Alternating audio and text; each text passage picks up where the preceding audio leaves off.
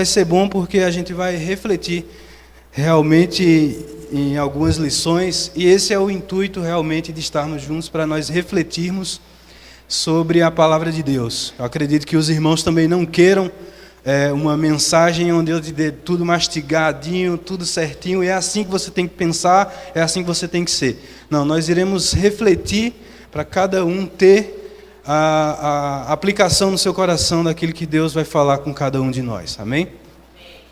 Abra sua Bíblia aí em Lucas, capítulo 18, e nós iremos ler a partir do versículo 35. Enquanto os irmãos encontram o texto, eu faço a primeira pausa para respirar.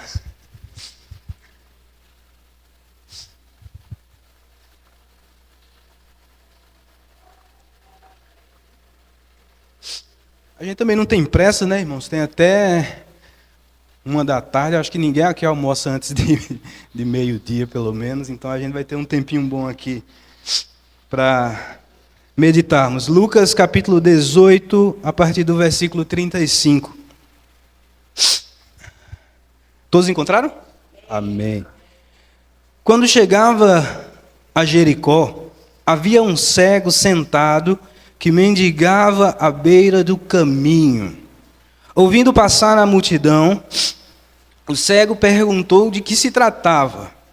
Disseram-lhe que Jesus, o Nazareno, estava passando por ali. Então começou a gritar: Jesus, filho de Davi, tem compaixão de mim. E os que iam à frente repreendiam para que se calasse. Ele, porém, gritava ainda mais: Filho de Davi, tem compaixão de mim. Jesus então parou e mandou que o trouxessem. Quando ele chegou, Jesus lhe perguntou: O que queres que eu te faça? E ele respondeu: Senhor, que eu volte a ver. Disse-lhe Jesus: Vê, a tua fé te salvou. Na mesma hora, ele recuperou a visão e, glorificando a Deus, foi seguindo Jesus. E vendo isso, todo o povo dava glórias a Deus. Amém? Deus, nós queremos te agradecer, render graças por mais essa manhã, por mais essa oportunidade de estarmos falando da tua palavra, Senhor. Tua palavra agora que foi lida, que foi cantada, que foi dirigida nesse momento, ó Pai, é dela que nós queremos falar nesse momento. Então fala ao nosso coração, Deus, que em nome de Jesus essa mensagem cause algum impacto, que seja aplicada no coração de cada um dos meus irmãos, que cada um de nós estejamos atentos nesse momento àquilo que o Senhor possa falar através dessa mensagem, ó Pai. Que a nossa mente e o nosso coração esteja sensível à Tua voz também, para ouvirmos a Tua palavra. É assim que nós te oramos, Deus, em nome de Jesus. Amém. Irmãos, texto muito conhecido, né? Muito cantado, muito pregado, e é dele que nós iremos meditar nessa manhã. Mas, em primeiro lugar, eu queria falar aqui o seguinte: de como esse texto ele parece retratar algo maior. Não parece ser um caso isolado de mais um encontro de Jesus à beira do caminho com alguém. Parece que ele nos leva a outra dimensão, e parece que Jesus está querendo resumir algo maior, algo mais completo, algo mais complexo com esse texto. Por isso que Jesus manda a gente examinar a palavra, porque tudo que Jesus viveu, todas as parábolas, todos os ensinamentos, todos os encontros, todos os milagres, os sinais que Jesus viveu nessa terra é para nos ensinar e para nos exortar. Nada foi em vão. Por isso que nós temos que olhar com um olhar de examinador mesmo para esse texto, porque, ao meu ver, parece que não é um caso isolado que Jesus ia a caminho de Jerusalém e encontra-se ali no caminho de Jericó com esse cego e pronto, acabou a história e vamos aplicar hoje aos nossos dias. Parece que ele quer resumir algo mais completo e mais complexo, que é o retrato da raça humana, é o retrato daquilo que nós éramos. Nós éramos cegos à beira do caminho, nos alimentando, nos provendo daquilo que nos davam de esmolas. até que nós temos um encontro com Jesus e a nossa visão é recuperada e nós não nos alimentamos mais de esmolas que são nos dadas ao longo do caminho. Parece que, no meu entendimento, é isso, que a gente não deve ler esse texto isolado, o cego de Jericó. A gente deve fazer essa viagem e ultrapassar as entrelinhas do que a gente leu e nos inserir nesse contexto de que realmente nós, antes do encontro com Jesus, nós estávamos cegos à beira do caminho, nos alimentando e barganhando qualquer coisa que nos dessem de esmolas. Eu sei que eu não preciso explicar aos irmãos que você e eu nunca estivemos cegos à beira de um caminho, nós nunca pedimos esmolas a ninguém. Estamos falando aqui de uma dimensão espiritual. Embora eu não goste, eu gosto de trazer temas mais práticos, mas eu quero que você entenda que realmente nós não estávamos cegos à beira do caminho, nós não estávamos pedindo esmolas, mas espiritualmente sim, nós estávamos cegos, sem entendimento algum de Deus, sem entendimento algum da vida, até que Jesus tem um encontro conosco e nós perdemos essa cegueira e agora ganhamos a visão. E nós nos alimentávamos de esmolas. O que seriam essas esmolas que o mundo nos dava? Era os conselhos, era a ética corrompida, era relacionamentos abusivos, relacionamentos errados, conselhos inadequados, foco errado, tudo que nos afastava realmente do encontro era esmolas. E realmente nós vivíamos sem a luz da Bíblia, tudo que foge da luz da Bíblia é esmola, irmão. Então por isso que depois que Jesus tem esse encontro, nós temos esse encontro com Jesus, nós passamos a ganhar a visão e nós não nos alimentamos mais de esmolas, mas sim da palavra de Deus. Amém? Isso é só para a gente se inserir, para eu te tirar aqui do banco da igreja congregacional e te colocar dentro do texto que nós lemos. Porque agora a gente consegue nos inserir e refletir um pouco mais sobre essa passagem. Pausa para respirar e para beber água.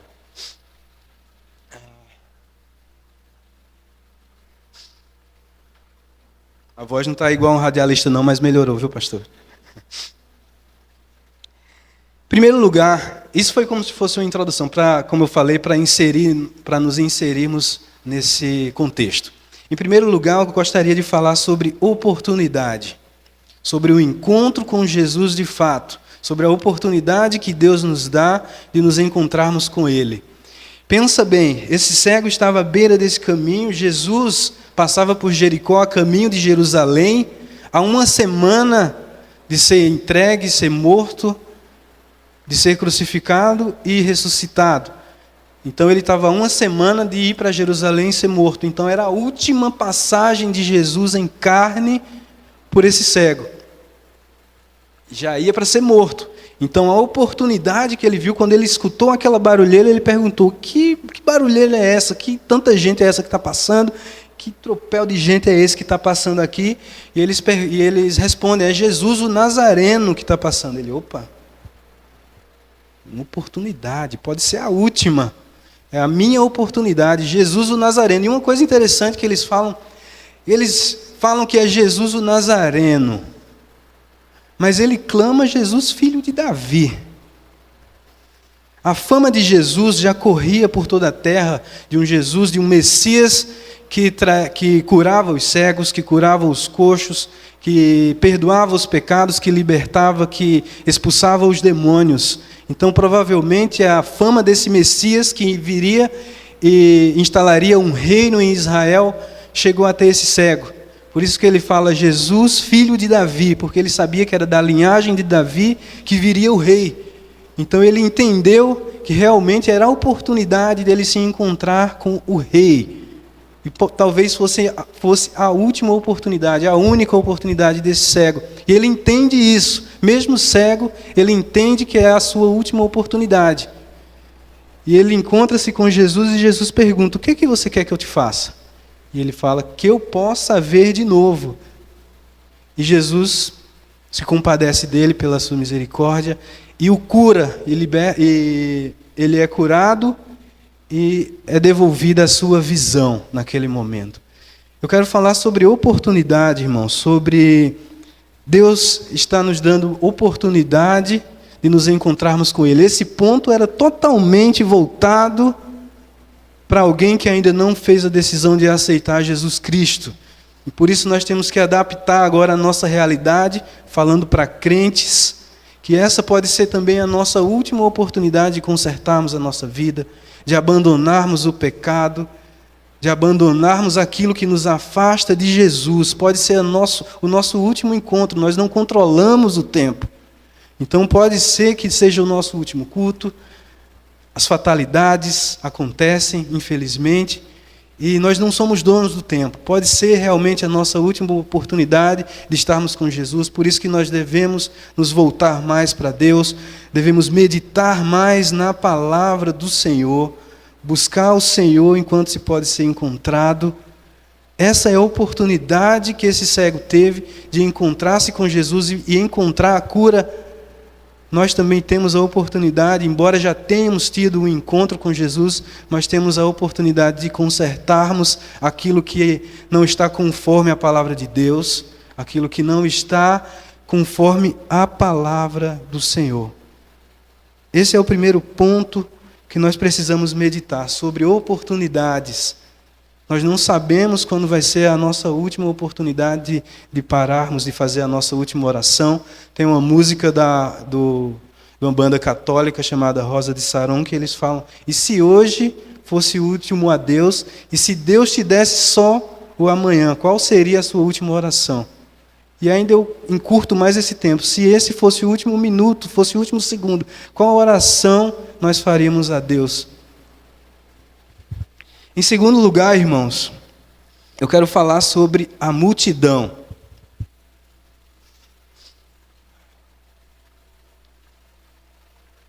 Perceba no texto que a multidão repreendia o cego. A multidão repreendia o cego. Para de gritar, rapaz. Está incomodando aqui o mestre. Ele está passando aqui, está nos ensinando. A gente está louvando. Para de gritar. E quanto mais as pessoas falavam para ele parar de gritar, mais ele gritava: Jesus, tem misericórdia de mim. Jesus, filho de Davi, tem misericórdia de mim. Irmãos, eu quero trazer o contexto de multidão para os nossos dias, para a nossa realidade. Lembre que nós não estamos aqui na igreja congregacional, nós estamos inseridos no texto que nós lemos. O que poderia ser essa multidão que tenta nos afastar desse encontro com Jesus? Às vezes é um parente seu, às vezes ele blasfema contra Deus, te desanima. Você vai para a igreja de novo, para com isso, nada muda. Tanto tempo que você está nessa igreja, tanto tempo que você diz que serve esse Deus, para com isso, rapaz. O pastor só quer o dinheiro dos dízimos, para com isso, não sei o quê. Tentam te desanimar, pessoas da nossa família tentam nos desanimar. Essas pessoas são a multidão. E esse tema, irmãos, esse ponto sobre multidão, eu poderia parar ele nesse momento, mas como alguns faltaram na quinta-feira, era só você pegar o que o pastor falou sobre o Salmo 1 e colocar dentro desse ponto aqui, pronto. Mas a gente vai explanar um pouco, porque teve algumas pessoas que faltaram a respeito do Salmo 1, o que pode ser essa multidão, o que nos afasta de Deus, as pessoas que tentam nos desorientar da nossa fé, desestabilizar a nossa fé. Pode ser nosso vizinho, não sei, com confusões, eu não sei qual é a realidade de cada um, as lutas que cada um dos irmãos passam, mas fique atento às multidões, aquilo que pode te afastar de Deus. Pode ser, como eu já falei, os seus familiares, não sei como é a sua relação na sua família, os seus vizinhos, o seu chefe, os colegas de trabalho. As suas amizades podem ser essa multidão que tenta te afastar desse encontro com o Senhor. As amizades que te dão conselhos corrompidos, que te dão conselhos errados, que tentam te levar para um mau caminho. Tudo isso é multidão querendo te afastar do Senhor. Os colegas de trabalho, o chefe que lança aquela proposta para você fazer uma coisa errada na empresa, isso é multidão querendo corromper a tua ética cristã. querendo te desvincular do caminho de Deus.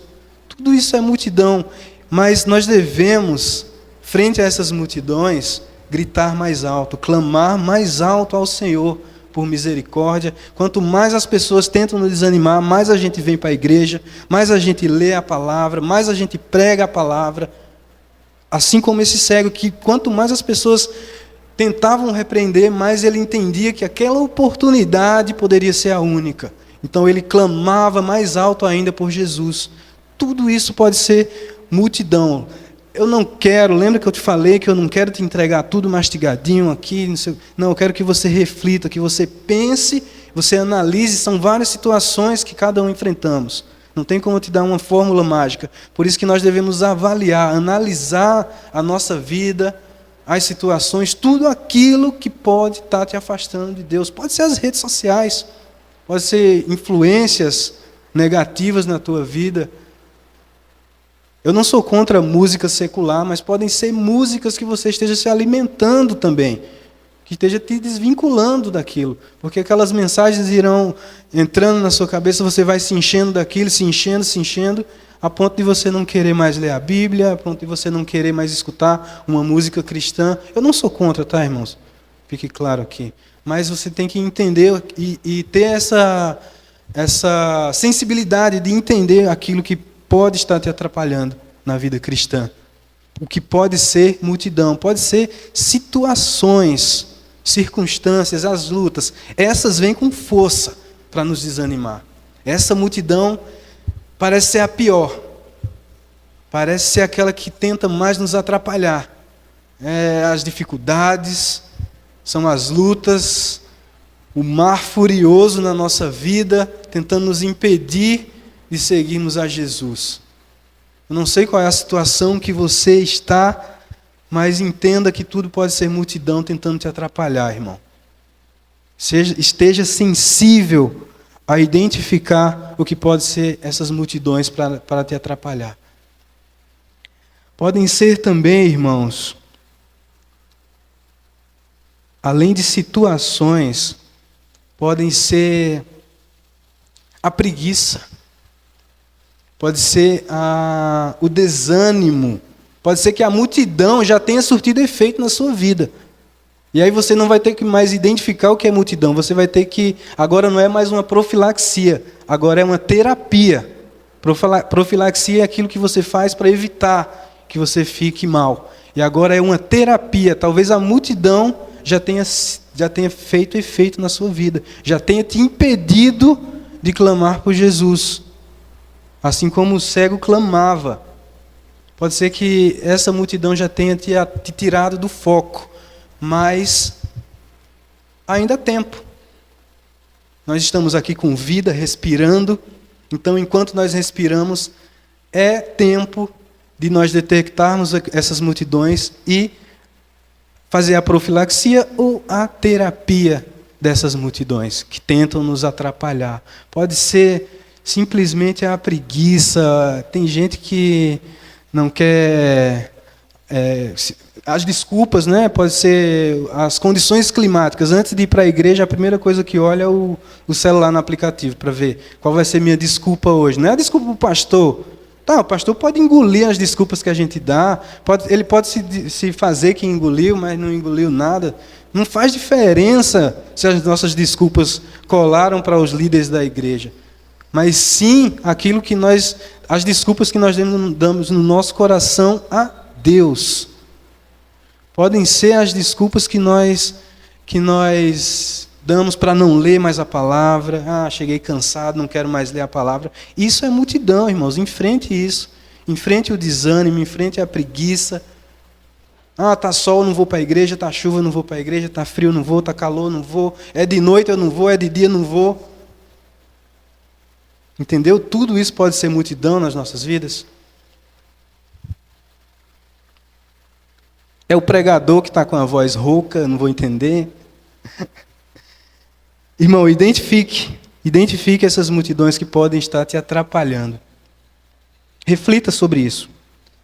Em terceiro lugar,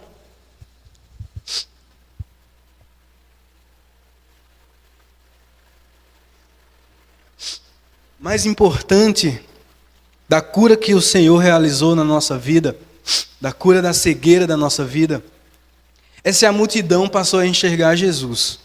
Eu acho que o tema central desse texto não é simplesmente a cura do cego, mas é o que a multidão enxergou na cura desse cego.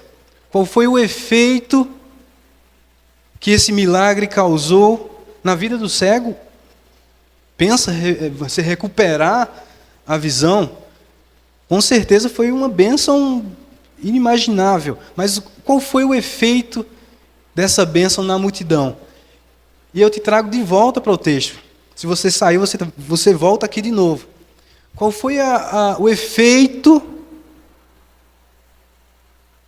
desse encontro com Jesus na sua vida? O que a multidão, o que os teus familiares enxergaram na sua vida quando você passou a enxergar? Será que as pessoas passaram a enxergar quando você começou a enxergar também? Esse é o ponto principal desse tema, irmãos. Veja aqui que o texto, o cego que foi curado, ele saiu glorificando a Deus, e a multidão, o povo, dava glórias a Deus. O que o povo, o que os teus familiares enxergaram na tua vida quando você disse: agora eu sou crente, agora eu sigo a Jesus? Qual é o Jesus que você tem transmitido para essas pessoas? Eles estão glorificando a Deus por aquilo que Deus fez na sua vida, por o seu encontro com Jesus? Qual o testemunho? Esse tema é sobre testemunho, irmãos.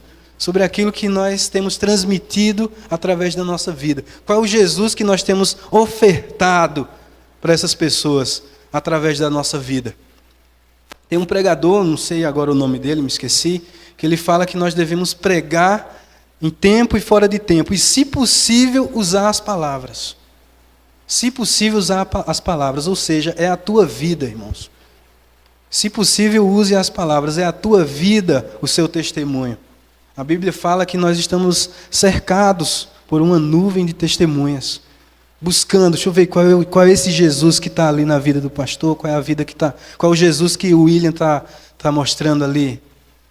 Nós temos uma nuvem de testemunhas buscando esse Jesus que nós dizemos que tirou a nossa cegueira. Qual o Jesus que tem sido transmitido por nós? Através das nossas palavras, através das nossas amizades, qual é o Jesus que nós temos ofertado?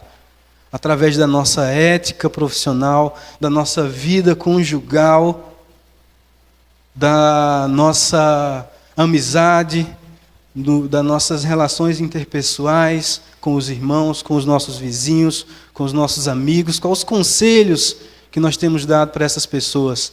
É com base na Bíblia, com base na palavra do Senhor? Ou a gente está se deixando influenciar pelas pessoas, não está transmitindo esse Jesus que teve um encontro conosco?